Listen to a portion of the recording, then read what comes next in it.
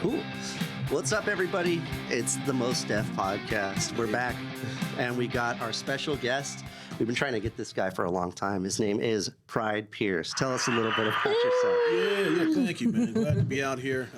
Independent filmmaker, kind of do it all, like most of us are, actor, cinematographer, director, writer, editor, drone pilot, sound guy, whatever. Combat veteran. Yeah, well, not combat, but yeah, but definitely overseas veteran for sure. Yeah. Just been out here for over a decade, putting in work, working towards my goals, my dreams, and so here I am, happy to be here. And you've been in this film game. You've been out here in this area, in the IE, and wherever else it takes you for how long now? Sometime, right? Yeah, absolutely. I first came to the IE in 2007. You know what I mean? Cal Arts was looking at me potentially for a master's in acting program, and then that led to me meeting some people out here, and eventually moved out here. Not really for the arts. It was more so I had met a woman that I married, and so she was out here, so moved out here to do that, and actually hated it initially. Yeah. Because I knew no one really out here. Back where I was from, I at least was kind of plugged into the theater scene there. I was, in newspapers for acting out there. I was recruited by directors to try to be in their plays. I had been in the local commercial. I had been plugged in with the indie film scene out there. And I came out here and it's like, and all that just stopped. And it was like, okay, let me try to figure out how to even get plugged in. Start all over. Yeah, exactly. Yeah. Unless you wanted to commute like crazy, which some people do that. Yeah. I've met plenty of people who are crew people, live in Ontario and go to Hollywood every day. Sure. Well, I was Illinois, so I still flew back one last time to do one last short film. Mm-hmm. And on the flight back, actually, is when I first saw online about a group that was active back then called IFE, Independent Filmmakers of the Inland Empire. Mm. And eventually I kind of credited that group with kind of saving my life creatively. But I saw that group as I was like getting on the plane to fly back here. And I was like, I got to find something. I got to find some way to get plugged in. And there it was. Yeah. That I was going to say too, that was back in the day when there wasn't like the technology or the groups that much that. Yeah. So that it's that sounds like you were kind of isolated for a minute and all that. Yeah, absolutely. But for me, once I made the decision that this is what I was going to do, I at the time I was looking towards potentially going to law school one day. And so when this kind of fell into my life, I was always big on finding what you love. Mm-hmm. And so I debated really for months about whether or not I would take this path or stay on the path I was on. And so once I made that decision, it was never a situation of like, well, I'll try it out, or it was like, okay, I've definitively decided this is what I'm going to commit my life to. Yeah.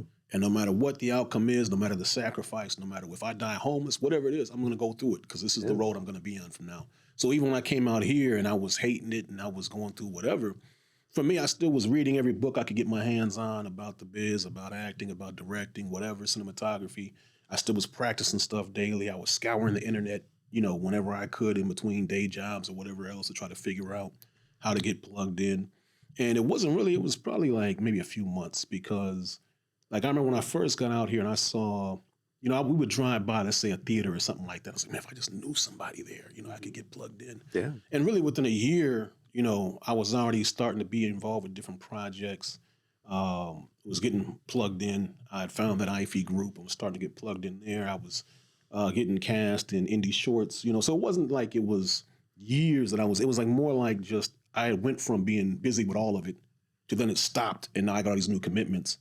And then I'm like just trying to figure out what's even going on out here. And then it started picking back up as I just kept relentlessly trying to get plugged in. And this is as you started a family and everything too. Yeah. And, this is a funny thing about, I guess just most people think you can't really have a career, especially not a career in film and have a family at the same time too. I don't think that's true. I mean, it's a little tough. It's not easy, but anything worth doing is not easy though. Yeah, so. Right. 100%. Yeah, no, definitely. I mean, I've seen multiple examples of it, but at the same time, it's definitely, many people, have lived a life of trying to do that and it not working for one reason or the other. I think for you to do that, you definitely have to both be on the same page.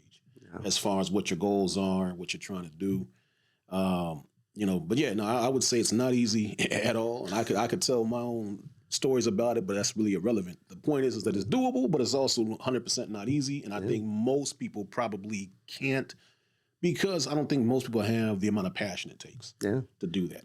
Well, even any artistic venture as a life path or career is not for the faint of heart anyway. Absolutely, 100%. Yeah. Yeah. Well, it's like I came from the music world, you know what I mean? And I came from like the music business of my family makes guitars and guitar strings and all that stuff. And even that's not easy, you know? Yeah. And, you know, that's the thing is like we're there to provide the tools for people to live in that life and make their dreams come true. And it's hard. Even if you have a hit or something like that, it's not easy to stay on top. And 100%. Yeah. the music business is like Hollywood and an incestuous business. Yeah, too. 100%. So, Absolutely. so that's the hard thing is like, you know, if you're not coming through the Disney system like a Sabrina Carpenter or any pop star, you know what I mean, that you know today, like all came through Disney or have Taylor Swift as banker, billionaire parents and stuff. Absolutely. You know? Yeah. So, but yeah, and that's the thing is like we do this thing because we're trying to just knock the door down and break in. Like, That's it. I think about this all the time. John Carpenter is like a big hero of mine, and watch interviews with him all the time. And you know, he's so over it and retired and old and just kind of like, I don't give a fuck anymore. Like, and he was like, right, like I went through my career. I went to USC Film School, and he was like in the class right after George Lucas and all them. And then he made Dark Star, which became like a VHS success, and then made Assault on Precinct 13, which is really big in Europe and England. And he's like, okay, I've made like 2 features now, and I won an Oscar for my short, and I'm not getting called. And you know, he just kept plugging away and made Halloween. He was like, his manager told him like, you have to break in. Like, there's nobody waiting to open the door for you. Not and at say, all. Come on Not in. at all. Yeah. And that's the thing is like, if we do that partly by just plugging away continuously. It helps. Yeah. It helps. And I was going to say, too, with you, Pryde, what I really admire about you is just your hustle. It's like you take care of it all. Yeah, it's like you're, you know, you send your detailed email, which I love and appreciate. I do read them, by the way. I might respond to them all the time, but I do. I was like, dang, Pryde's on it. Like, you know, because especially as creatives, I think a lot of people struggle with the organization part. Right. Big time. Yeah, and I think maybe does this have to do kind of with your military background and your organization, or what do you think contributes to that, or like how important is it? Yeah. Well, I mean, I think everybody has their own, you know, inherent kind of skills built in. You know what I mean? Whether you know you're, you know, a very gifted artist or whatever, and someone else isn't, and they wish they had that. On my end, you know, part of the skill set I guess that I would say that I had is that I had worked in a number of different positions where I was in leadership to some degree, including at banks, whatever else before. And so like being organized and kind of really, you know, paying attention towards the communication was something that wasn't really new to me. And also for me on the art side of it, I remember when I first did a 48 out in the IE, the very first one I did, I was just an actor and I had submitted, you know, I'd heard about it kind of late, and I submitted to like this like actors pool thing they had. And so the first team, like on Friday night when they did the kickoff, a team contacted me and like, okay, we can use you, you know, we'll contact you shortly. And so I was just pumped, like, okay, awesome. I'm gonna stay up all night till I hear from these guys, you know, whatever. And then another team contacted me maybe an hour later, and they were like, oh, we can use you. And I was like, oh, well, I already committed to this other team, you know. Yeah. And they were like, okay, that's fine. And so I stayed up all night waiting for this call from the first team, you know, and it got to like midnight, then it got to like 2 a.m, then it got to like 4, and I'm just like, man, where's this call at? You know, it's like, you know?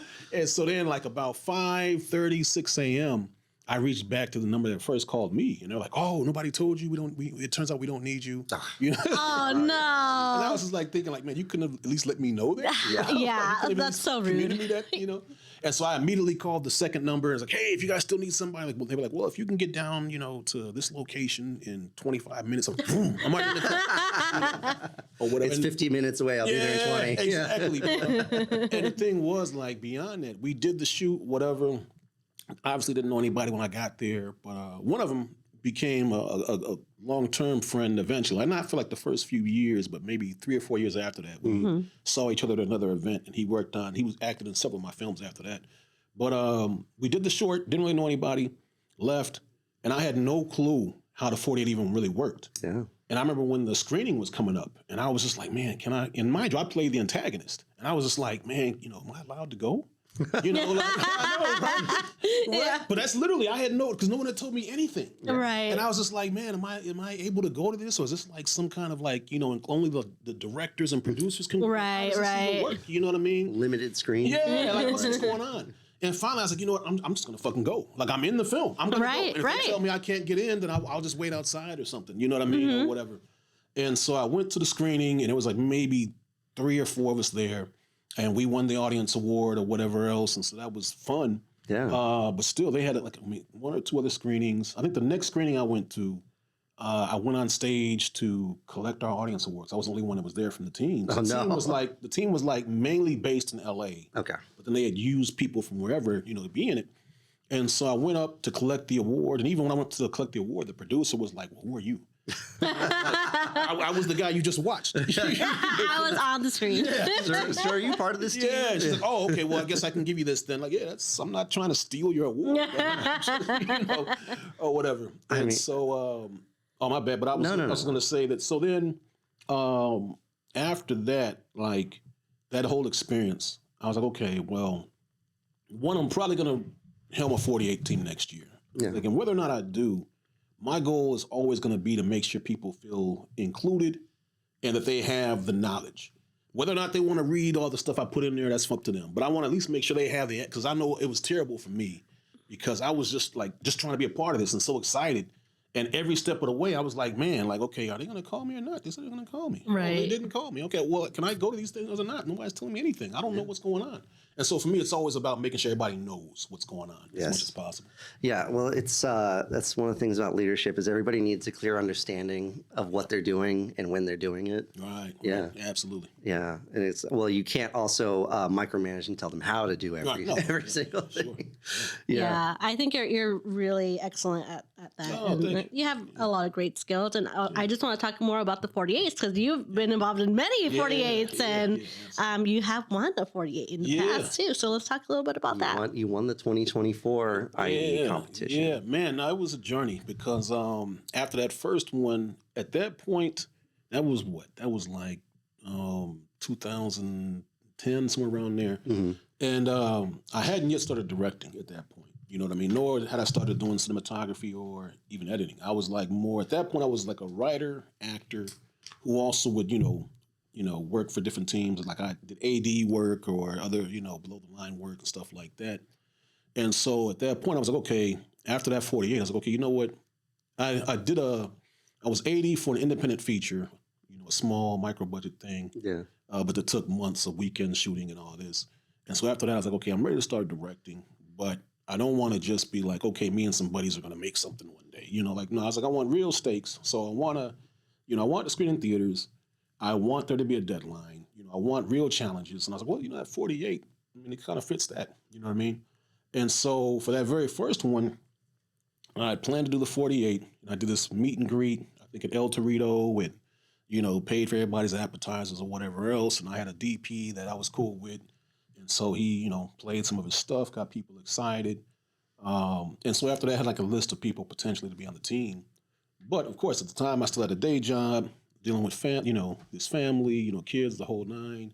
Definitely, all we had was a minivan, you know what I mean, at the time. And the week the 48 was going to start, I had still not paid the fee because I was like, well, just in case something happens. Yeah. I don't want to, I don't want to be this out. money. Yeah, you know what I mean? Yeah, just in case, bro. Let me wait and make sure. Save your $150. And so I was going to enter Monday, and it just so happened on Monday of that, Friday's going to be the kickoff. Our minivan broke down. No. You know what I mean? So the minivan breaks down. My wife at the time, she's like, crying and all that. And so I think we had just picked up the kids from daycare. And so I was like, well, look, what we got to do is we got to go ahead and get to a dealership, get something else right now. And then tomorrow we'll get this told. And I just happened to have like $2,500 that I've been squirreling away because I wanted to buy a Canon 5D Mark II, the one that kind of sparked the DSLR revolution. Yes. And I was like, man, this will be my treat. At the end of the year, I'll buy one. So, whatever. And so, and it took like every cent of that $2,500 to get the new vehicle that night. Yep, sounds about right. Yeah, so as we were driving home, man, it's like maybe 11 at night, whatever. We're driving home, getting ready to get the kids. Then I was just thinking, like, well, I guess you got to wait to start directing. You know what I mean? Because you wanted to direct for this 48, but I mean, you can't even pay the entry fee, much less paying like for feeding your crew and all that stuff. Oh yeah, you it adds up really quick. Yeah, you can't even register. You know what I mean? And but as I got home, I was like, okay, well, don't let the first obstacle stop you. Yeah. And I was like, yeah, that sounds good, but it's a hell of an obstacle, I think too is that you came along at a time in life too where you had gone through enough hard things that you knew what you were made of and that you could keep going. Yeah, absolutely. Yeah. Absolutely. It's never, it always looks bleak initially, and then you kind of try to process things. And so for me, as I laid in bed, I was like, okay, well, all right, what would Spike Lee or whoever do trying to make their initial film? Aside from credit cards. Aside from the old Kevin Smith. Right. Yeah. And so I was like, okay, well, what they would do is they would rent out a theater. They'd, have attractive actors and actresses passing out, their PPM, their product placement memorandum, to try to get people to invest in shares of the film. They'd have them come in, have hors d'oeuvres and fancy drinks there, and then have them sit down, watch their DPs, most amazing stuff, and they'd get up and they would tell the people why their film is going to be amazing with this DP's help, and then ask them how many shares can I count you for, in your prospectus there. And I was like, yeah, that's cool, man, but I can't even afford even one of the swirly drinks, I can't even rent a margarita machine. And then I thought about that. I was like, well, you know what though, I can make a PowerPoint though. You know what I mean? A pitch deck. Yeah, what I mean? And not even as sophisticated as that. Yeah. So as I came upon that idea the next morning, I got up about an hour or two early and I put together like a 6-page presentation. And it literally was like maybe 2 sentences per page. There's a competition. I want to do it. I need your help. Give me money. Dude, coming from the Army, you're used to PowerPoint, right? That's my PowerPoint. Absolutely. You know what I mean? So I would put like one little, comic, like filmmaking comic on each page. Yeah. And then like a link to the competition at the very end. And so I literally sent that out to like everybody I knew, people from my family. And then when I got to work, I sent it to like everybody I knew at work. And the funny thing about it is like the only reason I thought it might work is there were 2 people in upper management at the time I worked at who both were like, oh, they didn't know each other directly. But, I would go around a lot of different offices. Yeah. And so they were like, oh, I believe in you. I think, your dream is great. If you ever need anything, let me know. And I was like, okay, well, they're both in upper management. Maybe if they both give me $100, I'll have the $150 to enter, plus I could pay for like a pizza or something. Little Caesars, yeah. The hot and ready's. Yeah. And to this day, those 2 people have never once ever contributed anything. But isn't that the way it goes, though? It's like, hey, we believe in you. You're great. No dough. Yeah.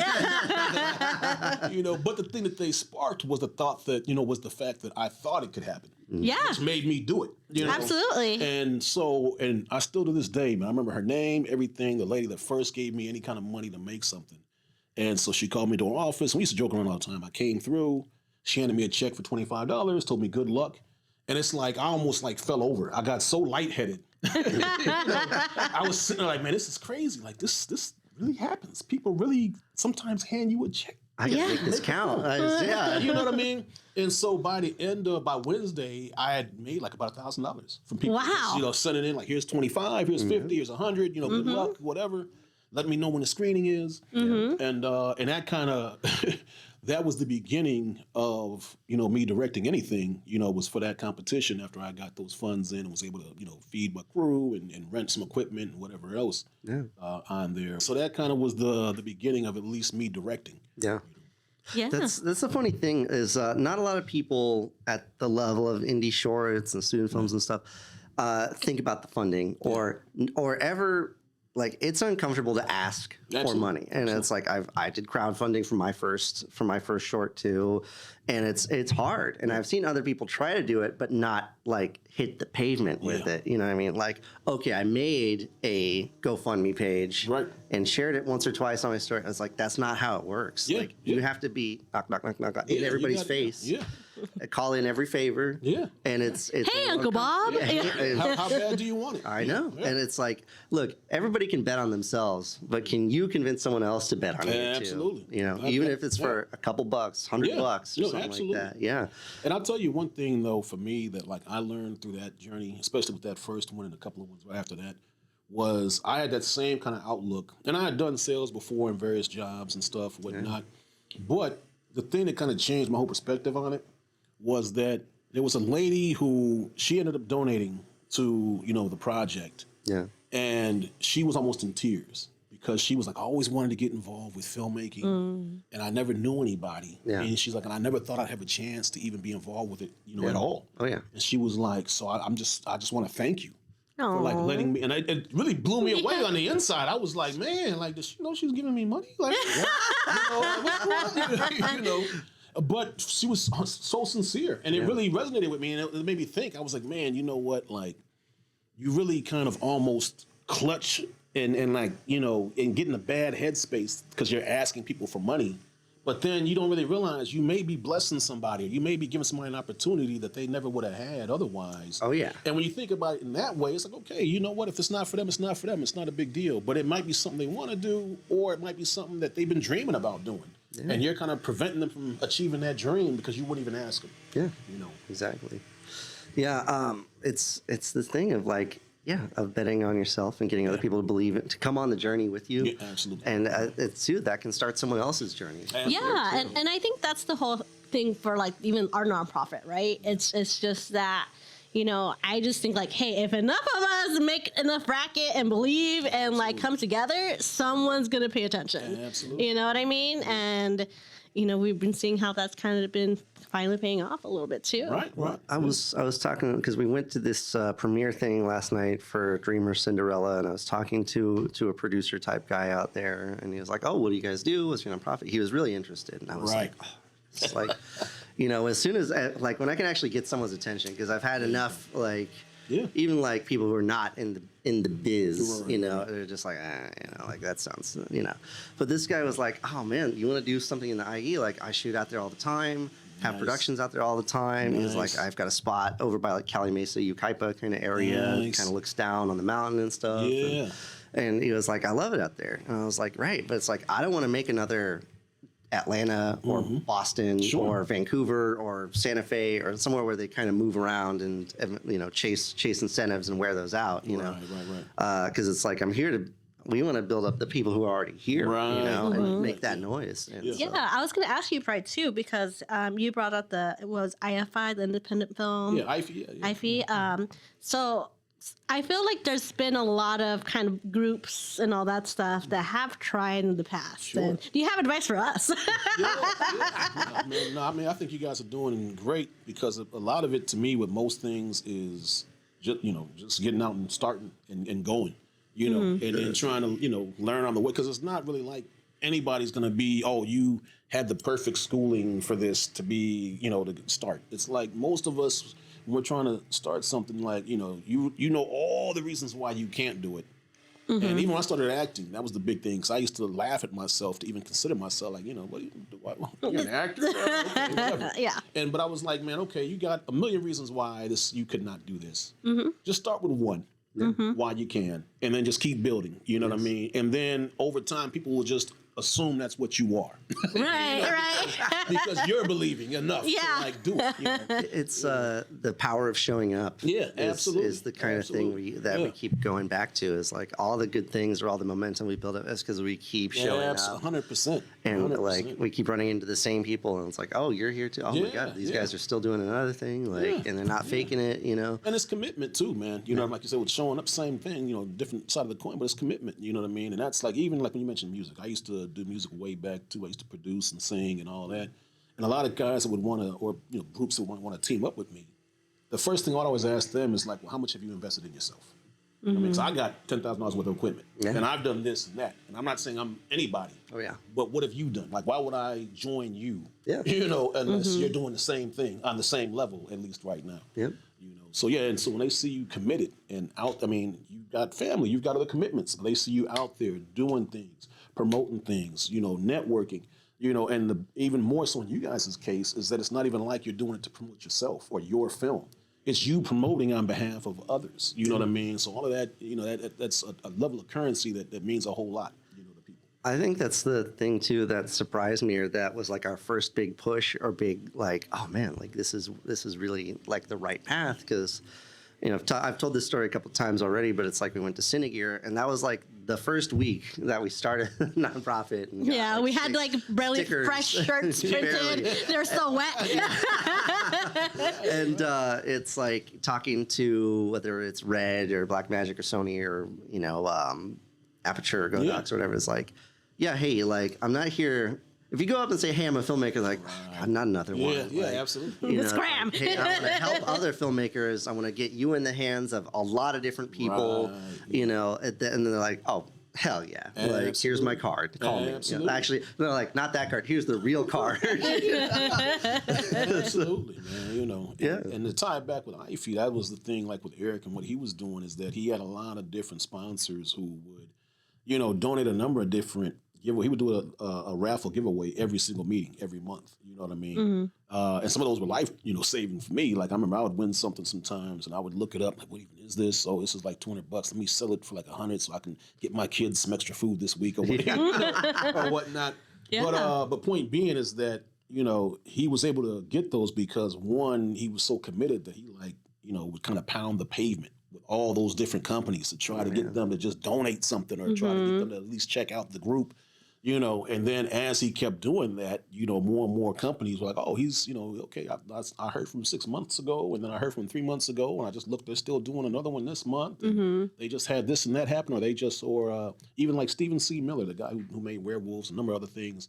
That's how I met him, was through IFE. You know, he came out as a guest speaker and hung out, and it was cool, you know, but it was, again, just Eric going out, being dedicated, being committed, and pounding the pavement, trying to build those relationships. And that's what you guys are doing right now. Power showing up. Yeah.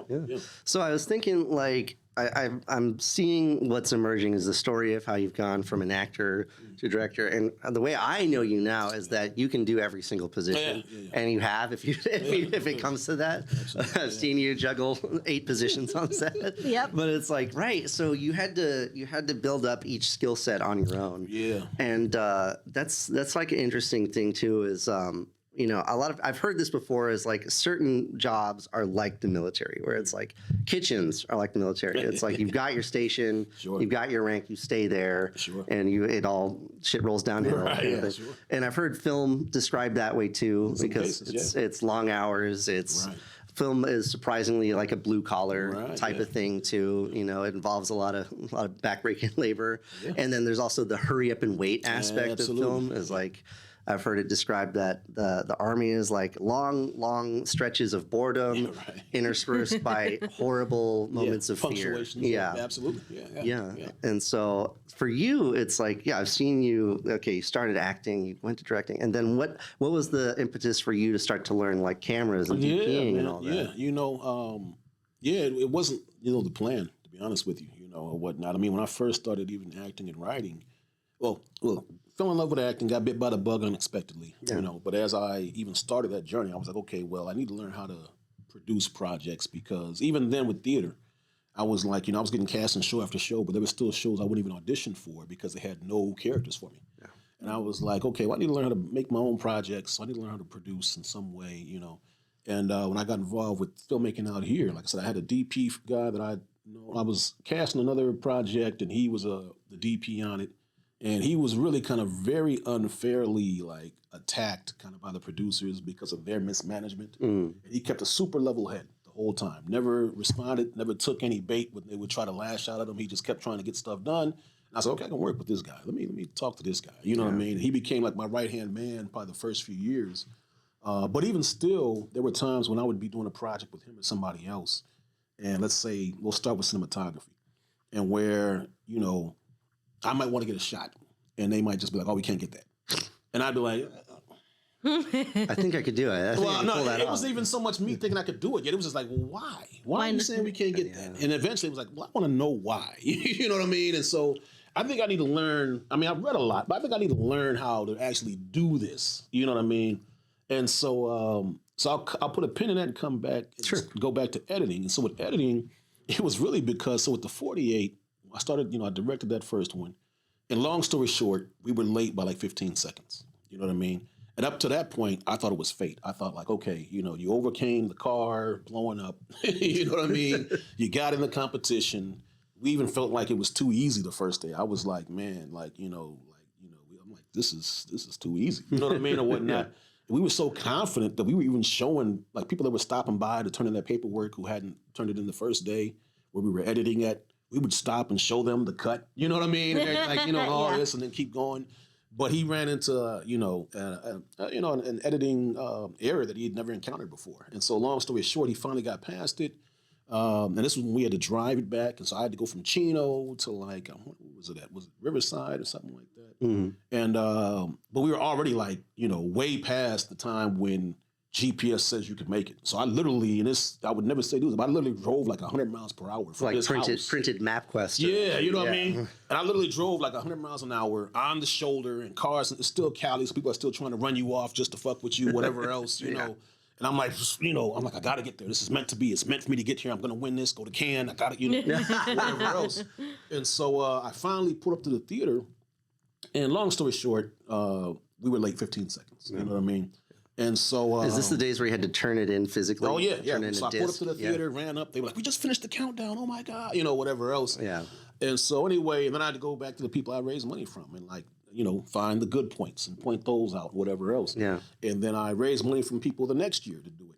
And a lot of them were the same from that first year, you know what I mean? And I got 2 editors that year. So I'm like, okay, we're not going to be late this year. We got 2 of y'all, Yeah, and we were late. Boy, this sounds really familiar. I know. And the thing that like just ate me up, man, was like at that point in the community, the people that were around, I was just the guy who never got in on time. Yeah. And that just like boiled my blood to no end. So I'm like, no, that's not who I am. Not at all. And so at that point, it's like, okay, you know what? Then I'm going to learn how to edit this year. And I'm going to learn how to edit well enough to where by the time this competition comes up next year, where people are already paying me to edit for them. And then I'm going to edit the one next year. And so that's what I did. I would come home, man. I had like an old laptop, like 2 gigs of RAM, like a bootleg version of Premiere I got from a friend that was like in Chinese.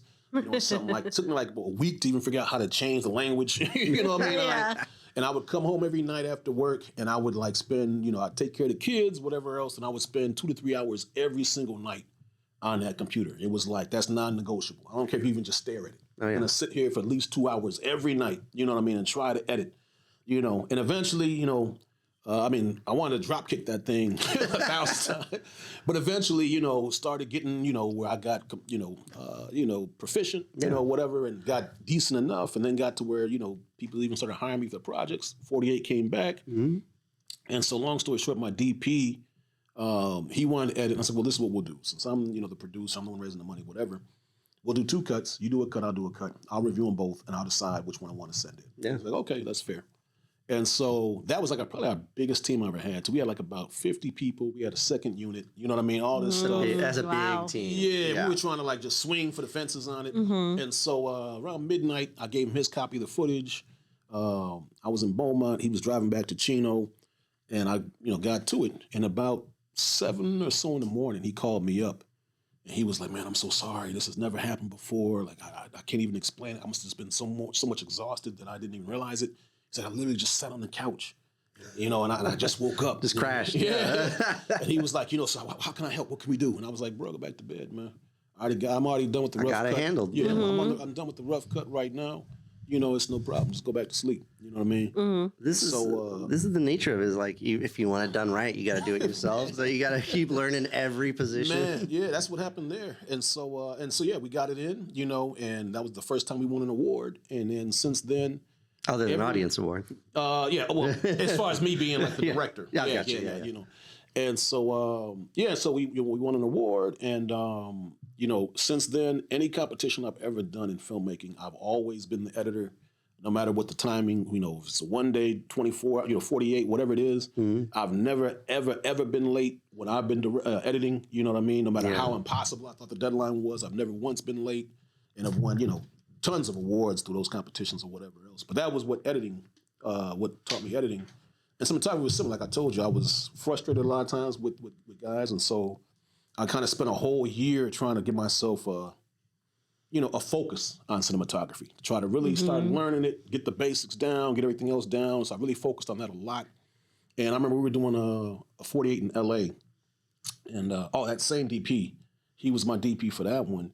And I was doing a sci-fi piece, and I wanted to do this forced perspective shot where you make it look like, like the guy stomping on a house because he's close up. And the house is far but in away. this case, it was like make it look like they're gonna go into a spaceship. Yeah. You know what I mean? And so I had like this toy spaceship. I think it was like I don't know, Avengers or something that I repainted. So I had this toy spaceship, and all this.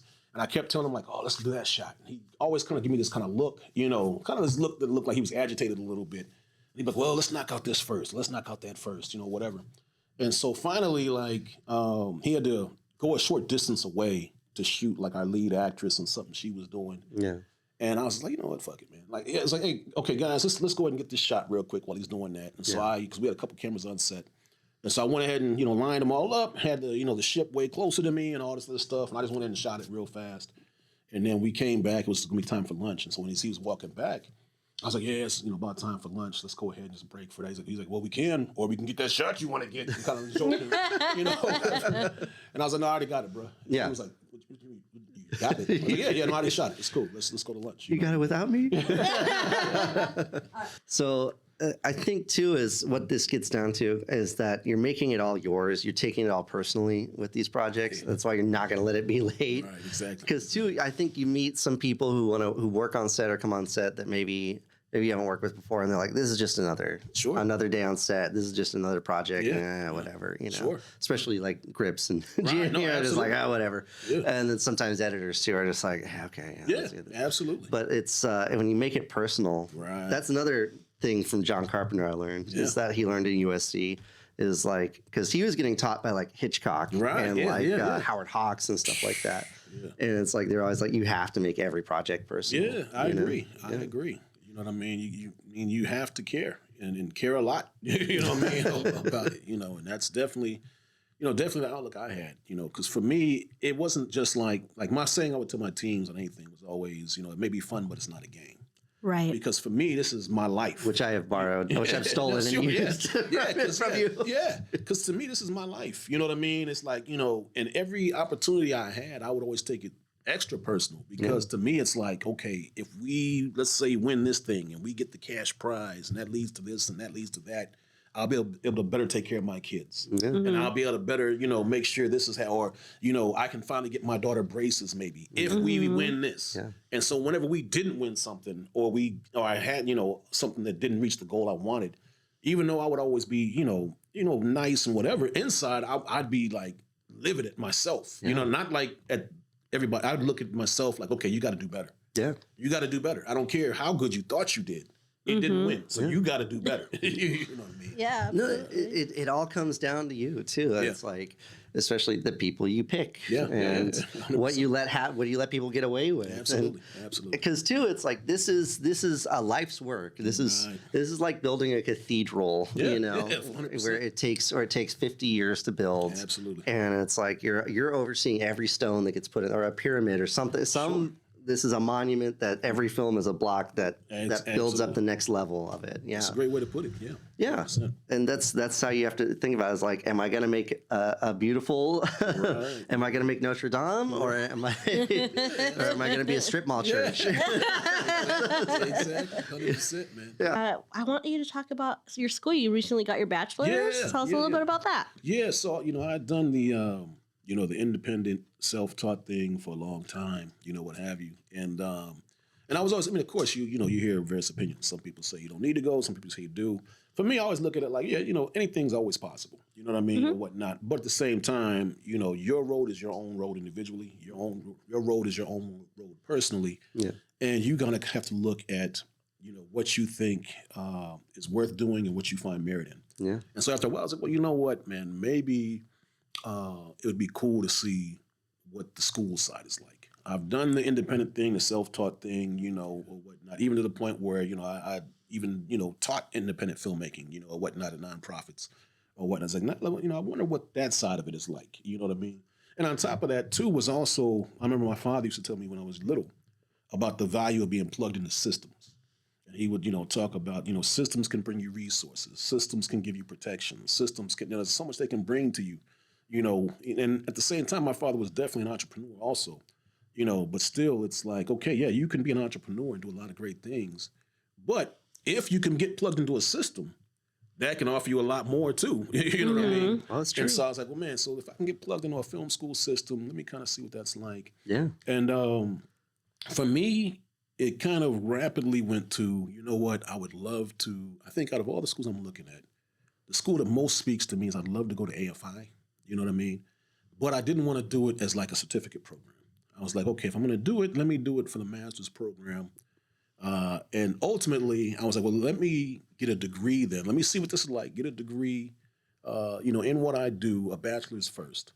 And then I could apply to AFI and kind of see where the dice land with that. And so to that end, at the same time, though, it's like I'm too busy and got too many commitments. I can't be, at least right now, at like a film school daily or whatever else. So I did the online digital cinematography program out at Full Sail.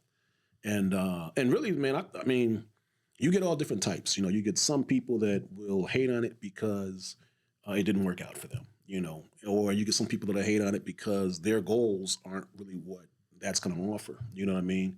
For me, I thought it was great. Because the thing is that it's really kind of a self-motivated program. And I'm extremely highly motivated, you know what I mean? So that was never an issue. Gee, I hadn't noticed. And there were a lot of different perks that kind of come along with it from like equipment, like in this case, the FX6 that's part of the program, when I went through. But yeah, and there was a lot of things too, like from short films I would have never seen that were like amazing short films, you know what I mean? That helped me kind of reevaluate some things or how I look at things artistically or what I might want to create.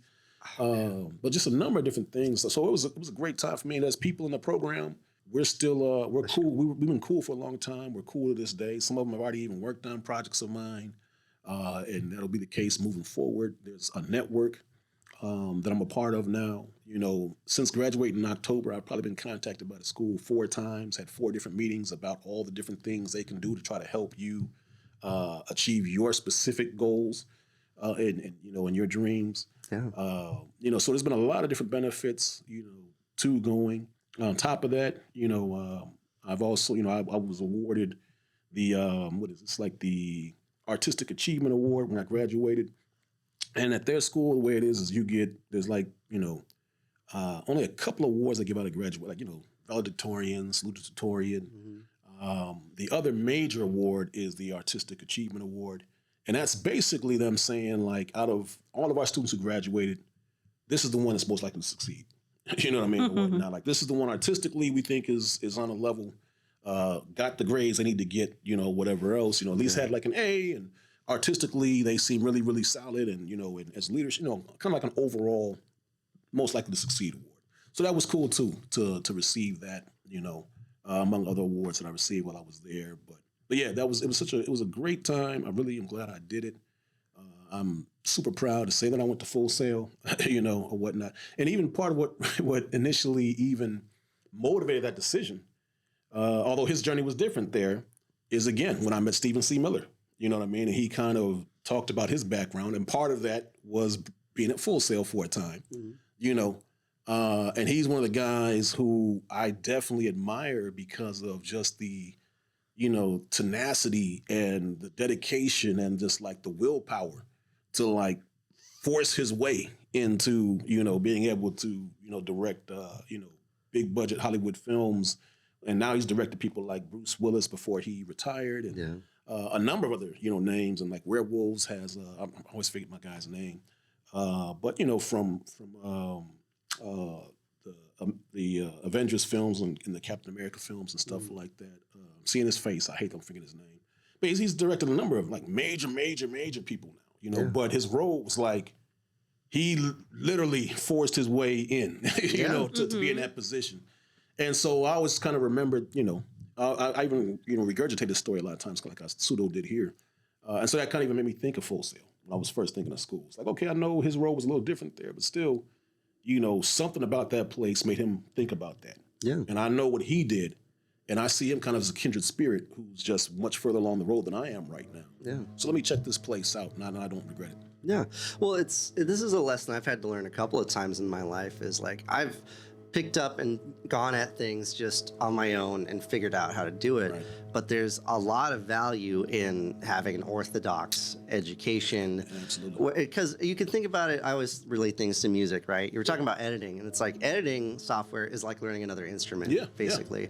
And I would say it's like, okay, going to film school versus making films on your own is the difference between being like a punk rock guitar player who can play some cool stuff, has some cool tricks, or has practiced on his own and figured some things out, versus being a guy who's gone to school and learned music theory. Sure, yeah. And I was like, absolutely. okay, I want to put it in this key for this reason. Right. And I want this 13th chord in here for this reason or whatever. And it's like, okay, yes, I'll use this shot from, Truffaut or something like that, right? Yeah, no, exactly. Yeah, exactly, it's understanding that orthodox instruction. Because I think, too, a lot of musicians will say, like, I don't want to learn theory because it's going to stifle my creativity. Right, yeah. It's like, no. That enables you to be more creative. I agree 100%. Yeah.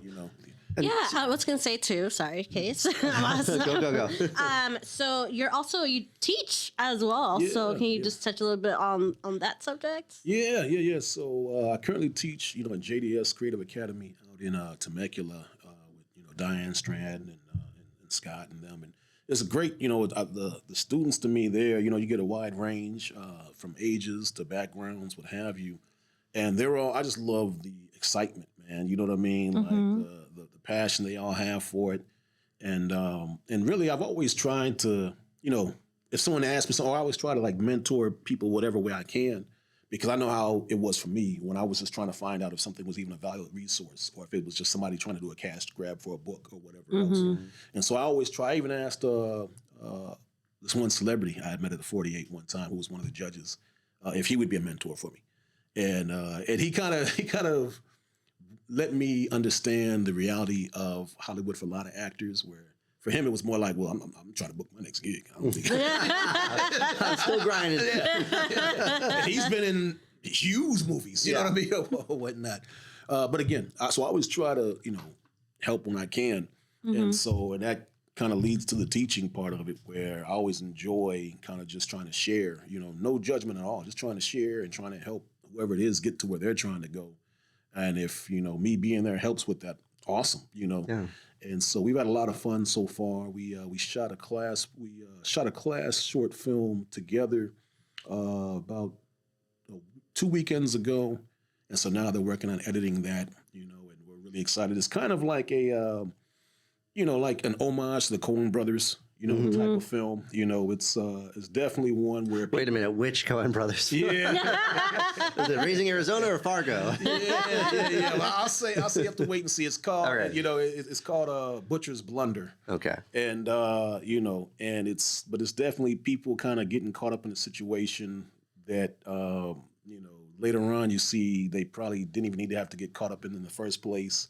And it's like all these dominoes that kind of fall once they kind of get caught up in that situation. So a little bit of comedy to it. Yeah. But yeah, no, it's a lot of fun. The students are great, and they're and even their motivations for being there are different. You have some that there was something specific they wanted to create, and that's why they wanted to be here. And you have others who are kind of embarking on their fledgling journey into possibly a lifelong film career. So even that's cool, kind of, and seeing them all gel together and enjoying being around each other and liking shooting together.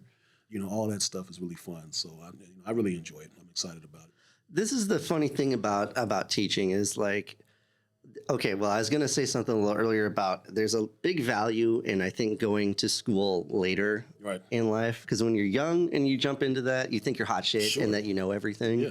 But when you come back, because I finished my bachelor's at like 33, and I did much better, I think, or I got more out of it because I'd gotten my ass beat by life a couple of times in a row. Yeah. And you know what I mean? Like when you're dealing with kids, they're like, 20, 22, and it's like, they're like, I don't need to hear anything. I know everything already.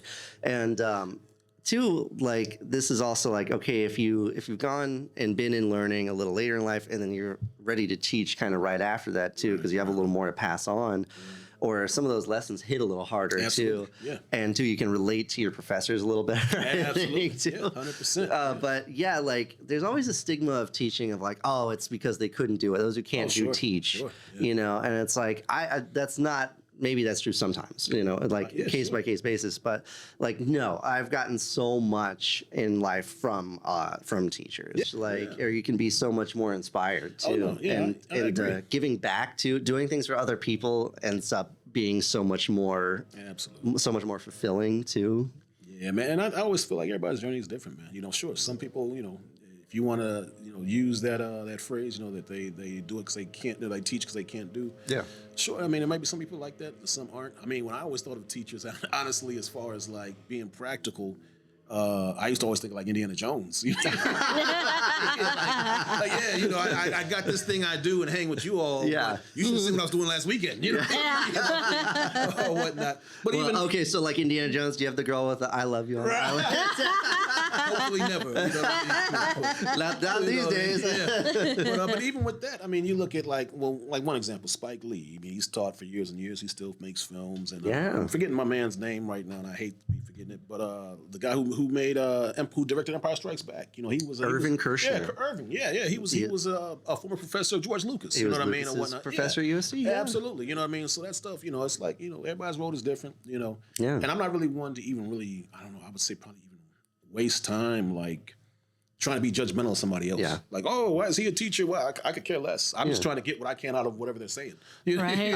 I think there can be a misunderstanding that teaching is like an end in life. Was like, no, absolutely not. It's like congruent to it. You know what I mean? Yeah. Absolutely. No, totally. And I wanted to pivot now a little bit and let's talk about Final Girls. How did that all start? Yeah, thank you for that. Yeah, Final Girls is a YouTube channel, and so it's a group of girls that watch horror films. They didn't, for the most part, used to watch horror films. Many of them grew up in very religious homes, and so horror films, you know, generally wanted me to scare them, you know, whatnot. And so in my own case, you know, just being a creator, I had thought about different ideas for YouTube for years, you know, for probably over a decade by that point. And usually, you know, some were just ideas. Other ones I would even talk to people and approach potential partners, but they all kind of got to a point where I was like, this is going to cost too much money. It's going to take too much time. I'm not going to do this. Yeah. And then it was during COVID, and I was watching a lot of like reaction videos on YouTube. Yeah. You know, just for my own enjoyment, like before I would go to sleep or whatever. And then I started thinking like, well, okay, well, man, if I was to do a YouTube thing, if I was to do a reaction channel, you know, what would it be like? What would I do? What's something people would want to watch? Yeah. And for me, you know, as a business, you know, just like as a filmmaker and a business person, whatever. And for me, it was like, okay, well, I'd want something that has the potential for, you know, some growth potential, you know. And I think that if you just come in as just like another boyfriend, girlfriend, whoever watching your reactions, it can work, but it's going to be a harder road. I'm like, so if I was like, let's treat it like a film, you know what I mean? Like, if this was going to be your film, in this case, it's a YouTube channel, what has the best kind of bang for buck potential to grow? I'm like, well, that's horror. Okay, so we'll start with horror. We'll go in that lane, you know. And then it's like, okay, what do people in horror usually like? You know, just in very generic terms, what do they want? Yeah. Well, okay, a lot of them want pretty girls. Okay, then girls will be the hosts. You know, what kind of music do they like generally? Okay, then that'll be the music. You know what I mean? So we kind of just reverse engineered it initially, and then, you know, reached out for some partners and approached people about that, and finally found one initially and have two now. And then began the hunt kind of to find the right hosts for the show. Yeah. And got, you know, I approached probably about 30 people. And, you know, we ended up with, it was always planned to be 6. And we ended up with 6 that I think are, you know, outstanding, that work great for it. And we began that journey, and we, you know, and again, we had, you know, it wasn't like any of us had, you know, a gazillion followers on anything or anything crazy. It was just like, okay, let's start, you know, the process of trying to, you know, make this show, see what it's going to be like. And when we finally started releasing, there was a guy who had a pretty big horror following on YouTube and elsewhere that became a very big fan of the channel right away. And he really, really was a huge help to us starting to grow. You know, he would always, you know, retweet or read whatever any of our videos were coming out, reshare. And so he was really a huge help on us starting to grow initially. And unfortunately, he doesn't really do anything on social media anymore. But I mean, eternally grateful to that guy. And again, it wasn't like, you know, we knew him. It was just he happened to see some episodes, loved what we were doing, and he just would talk about it and like always share it, you know. And so since then, now we're at about, I want to say probably about like 30K subscribers now and growing. And it's been a lot of lessons, you know, a whole lot of lessons. And the funny thing about it is all those other ideas where I was like, oh, this is going to take too much time and too much money. And then I did this one. And by far, this one takes up so much of my time. And everything else. But it's definitely, we all believe in it. We all see the potential. And there's a lot of people who really, really enjoy it. And it really means a lot when we get messages. Like even the other day, there was somebody who was saying they had lost like their sister or something.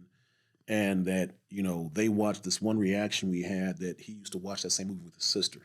And he said watching that kind of took me back to me and her watching it together. And it actually made me forget about what recently happened. And when you get stuff like that, man, it's like, it just really warms your heart. Like, it's like, man, it's beyond, let's make money, beyond any of that stuff. It's like, man, you know what? You're actually doing something that really touches people. Yeah, it's not just light entertainment. Yeah. It has resonance and meaning. Yeah, absolutely. And I always thought it was cool what you did with Final Girls, because it makes me think, I take it all back to music. Yeah.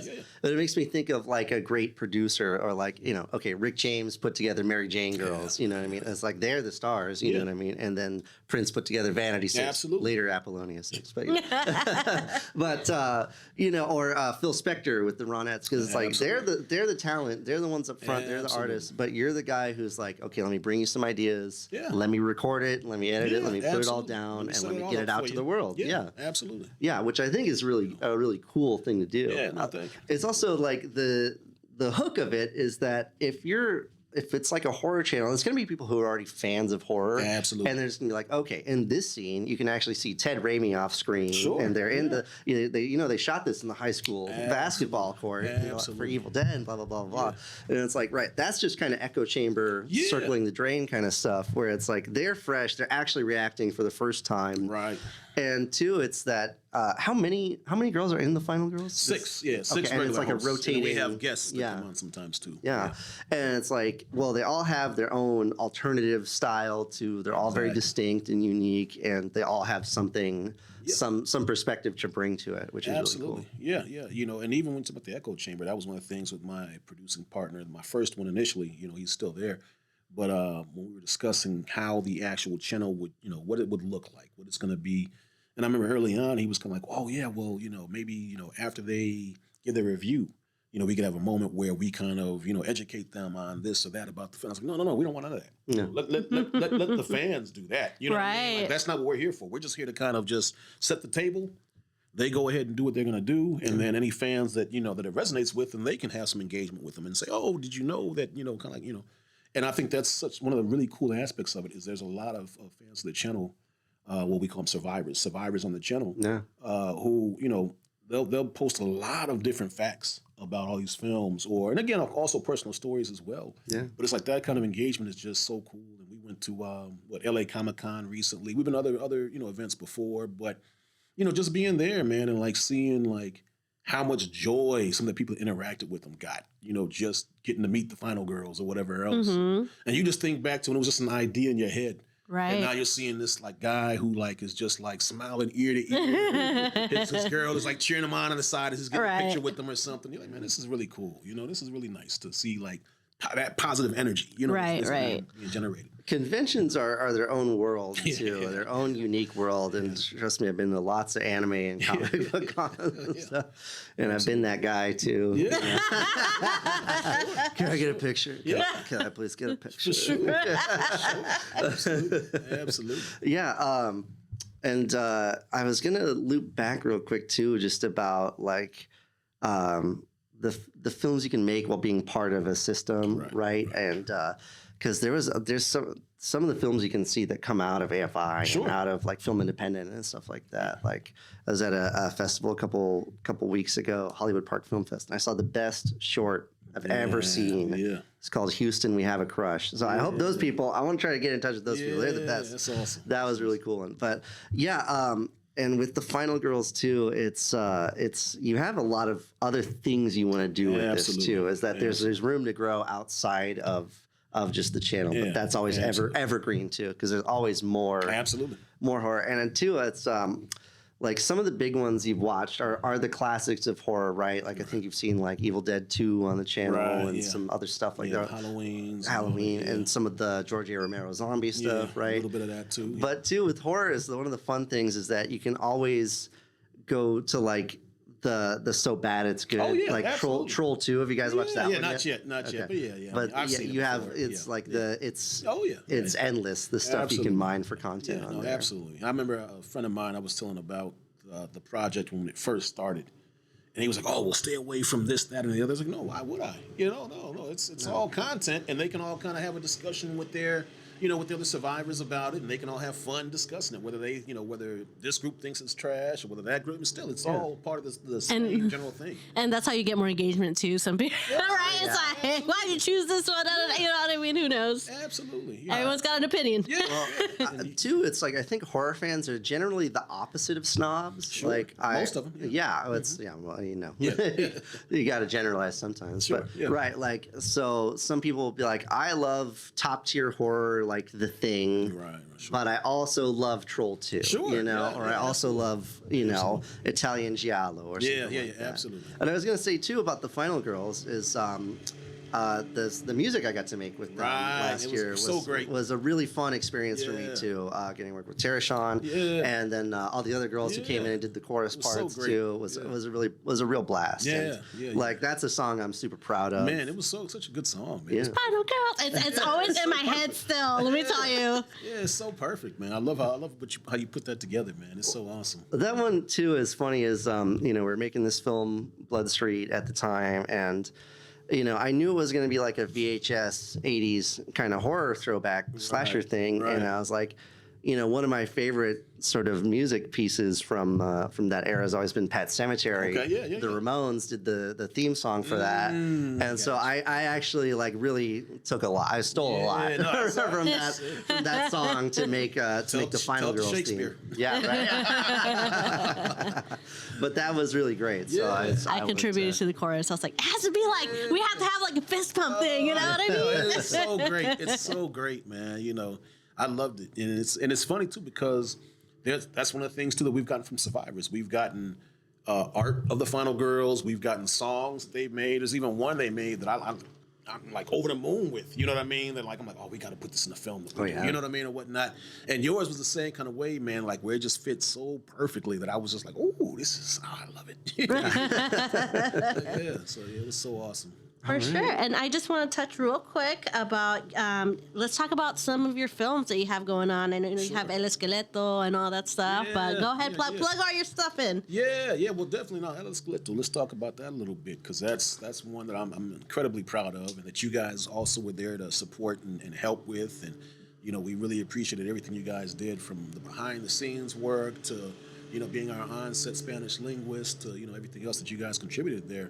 And it's a film that at its core kind of deals with, it's really a film kind of about, at its core, just the thematic statement of there, but for the grace of God, go I. That's kind of what you can really distill it down to. It deals with kind of perceived privilege, and where, kind of privilege ends and where perception kind of may not be as valid as you think it is. And it's a Mexican family where there's a husband and his wife. And his wife kind of, just a bit of the exposition. The wife and him have been having a rough time. She isn't happy with some of his choices lately, and particularly with... God, when are they not unhappy with your choices? Life is life. And, so she invites his mother over for dinner. And he's been kind of avoiding his mother. And when the film starts, they're kind of all at dinner, and the mother is waiting to hear, what is this kind of secret, that he's been keeping from her. And so, so we get into that, and there's a number of different things that, I like to think are kind of twists and turns in the film. Some you may see coming very easily, and that's fine. That's kind of how it's meant to be. And I think the ending one, though, still catches almost everybody by surprise. And it deals with, today's times, with family, with, ICE and, and a lot of the immigration stuff going on and, and what really does it kind of mean to, have your family, and are you focused on your family and your traditions and what all that means? Are you more focused on appeasing others outside of that bubble who may not really even care about you, kind of thing. So, I'm really excited about it. Really think it's something that everybody should see. And so we've been submitting to festivals and some screenings, and we're really trying to get that ball rolling.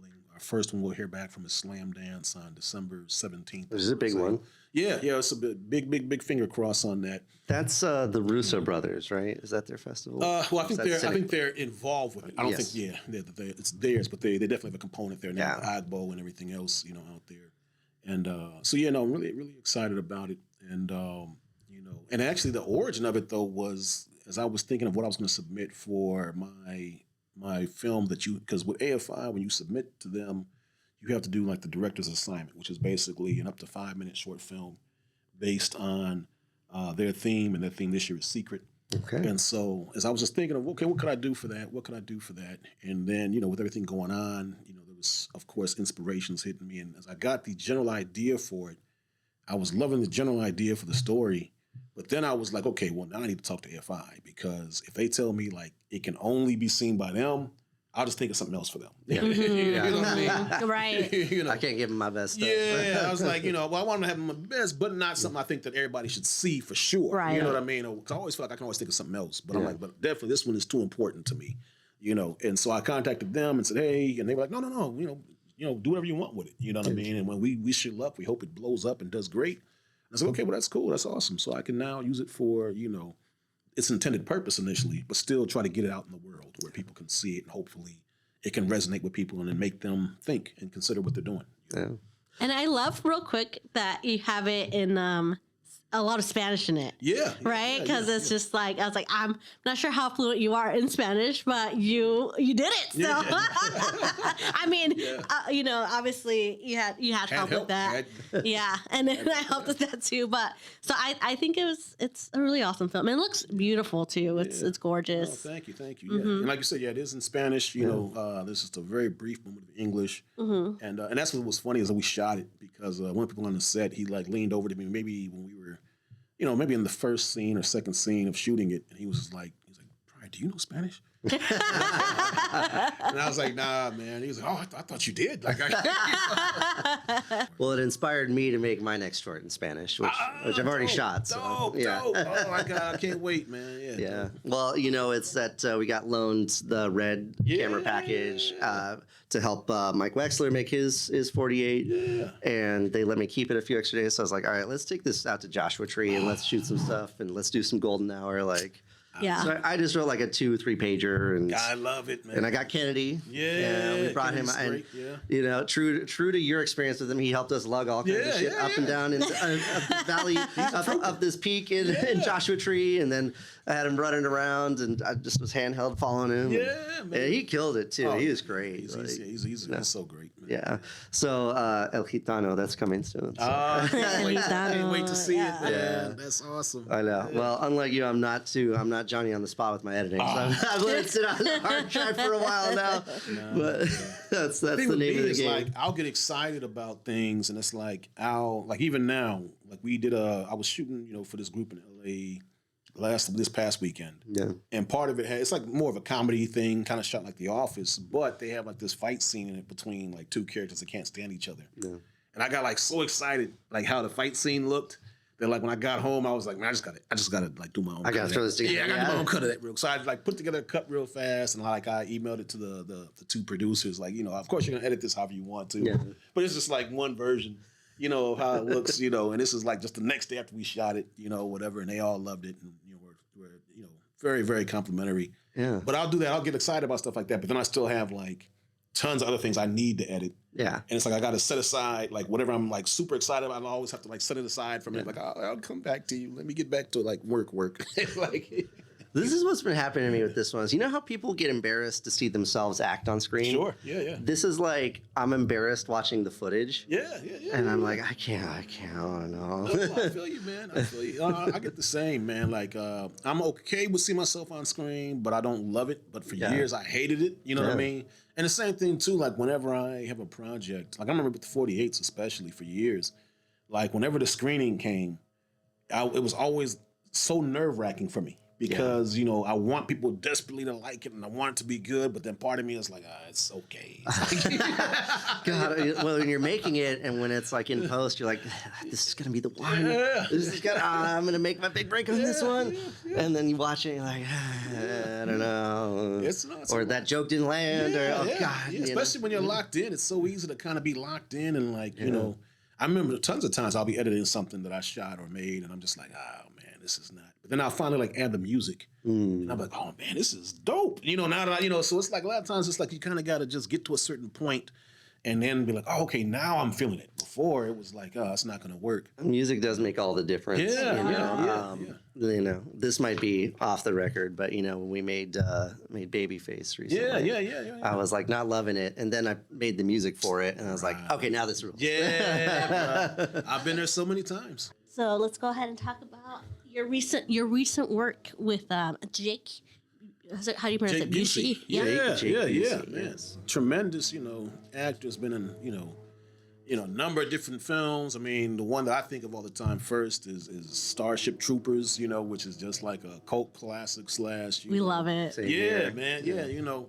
And so it's an anthology project called Waiting Room. And so there's three main segments in the anthology project. And so the one I'm the director and DP and editor of is called The Follower or whatnot. And so the kind of binding glue is kind of like the waiting room is kind of like, you know, almost like purgatory where anybody who ends up in there is pretty much a wrap for you. You know, however it takes shape or whatnot. And so in my particular story, it kind of just it kind of follows one person who ends up in that room later on. Mm-hmm.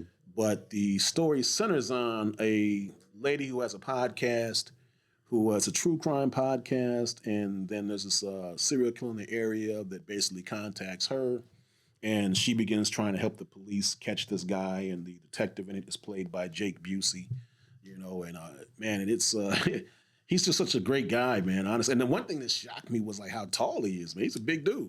You know what I mean? And so, how much he looks like his dad? Oh, yeah, well, yeah, he definitely does, man. But just like a real great down to earth guy, man. Like no attitude or like big ego, none of that, man. Just was, you know, down at all times, super friendly, and you know, and took direction well. It wasn't like he was like, well, who are you or any of that stuff. It's like, you know, anything I had to mention to him, he was just okay, you know, cool. Yeah. He would go right happy to be on set. Yeah, man, just so great, man. And I even had I worked with other celebrities before, but I was telling a friend of mine, man, that I was kind of like mad at myself because I did have like a celebrity moment with him.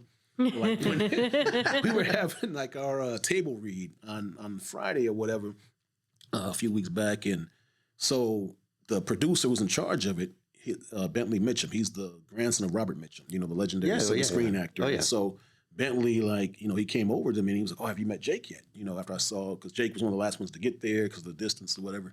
I was like, no, not yet. And he's like, yeah, let me. He's like, Jake, come here. I want you to meet Pryde. He's one of the director for your episode, whatever else. And so Jake came over there. And again, like when he walked up to me, I was like, man, tall guy. You know what I mean? And then like, he was like, oh, hey. He's like, so it's Clyde? And I was like, no, it's Plyde. I mean, Pryde. And I was like, come on, man. Come on. Get in the game. You know, like, come on. It's Pryde, like the fighting championship. Yeah, man. So that made me chuckle inside later. I'm like, bro, like you've been around a number of celebrities, but but here you go. You think of Starship Trooper, like, oh, it's Plyde. So, you know, I've been around a lot of celebrities before in my life too, and I don't get starstruck very easily. Exactly. I'll tell you, the one person I've been starstruck by was George Clinton. Oh, wow. That's one. a good one. Yeah. Wow. Yeah. Well, it's like, because you know, I've been listening to like P-Funk since I was in like grade school, you know, and I was like, I was like shaking his hand.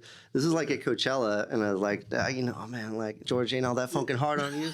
And it was like, it was hard when it started. And it was just like,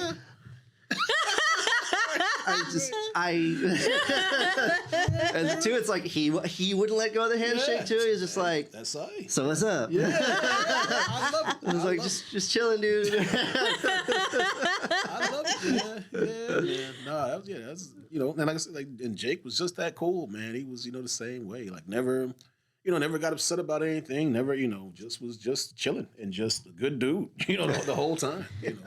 Well, awesome. Anyway, just real quick, anything else that you wanted to include in here? Yeah. Make your plugs. Yeah, put your plugs in. Yeah. No, I mean, nothing really to plug. Just, I hope everybody is moving towards their dreams, their goals, man, and don't let anybody be a naysayer to stop you.